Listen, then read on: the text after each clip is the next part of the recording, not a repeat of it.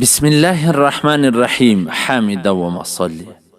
محترمینو، دغه زکات چې خلک باسي د دې مقصد څه دی او دا مسلمانانو ته کم سبق ورکوي؟ زکات محترمینو د معذورو، افایجو، د ناجوړو، د یتیمانو، فقیرانو، غریبانو، د کونډانو د دې د پرورش یو ذریعه ده. او زکات نظام چې کوم دی دا مسلمانان د سبا د فکر سره بالکل بې نیازه کوي او دا تربیت ورکوي چې نن د الله فضل دی پر تا باندې، ته مالدار نو ته د نورو مدد کوه.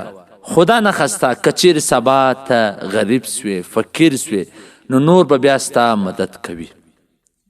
تا ته به دا فکر نه وي چې زموږ مفلسه سو، فقیران سو، زموږ به څه جوړیږي، موږ مړه سوله، زموږ د ښځو د کشنیانو به کم حشر وي.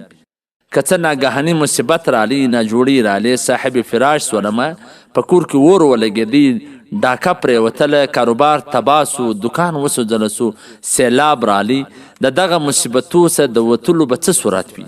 په سفر کې پیسې ختم سوې، د کور سه د فورا راغوښتلو ترتیب نه وي او د ملګرو سره د پور غوښتلو څه صورت نه وي، نو دغه گذر دغه وخت به بیا څنګه تیریږي؟ نو د دغه فکر سره صرف زکات سړی بې فکر کوي. ځکه چې ته نن مالدار د مالدارۍ په صورت کې کم سے کم 2.5% زکات ته باسې.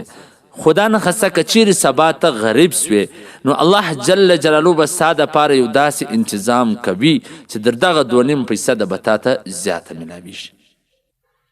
ځکه چې بنده د الله سره څنګه معامله کوي، الله جل جلاله به د ده سره بیا دغسې معامله کوي.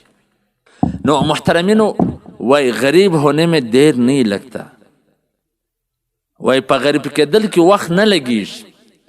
نو په کار دا ده چې د خپل وسعت ته پراخي او د مالدارۍ په وخت کې ته الله جل جلاله ته د خپل انشورنس ورکړي د دا پیسو.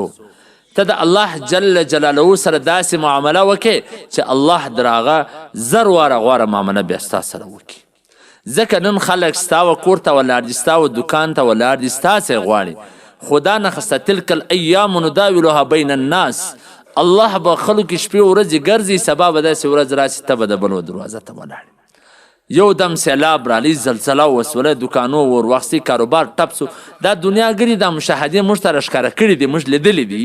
په دا بلاکوټ په دې علاقو کې زلزله وه، زه په دا زلزلې په علاقه کې ومه. په یو منټ کې اربپتیان، کروړپتیان، د بنګلو مالکان، د مځکو جایدادو مالکان په یو سکند کې د امداد په لین کې ودرېدل. په یو منټ کې د امداد په لین کې دا ټوله تیس نیس کړه الله. نو په دې کې په حالات بدلولو کې وخت نه لګیږي.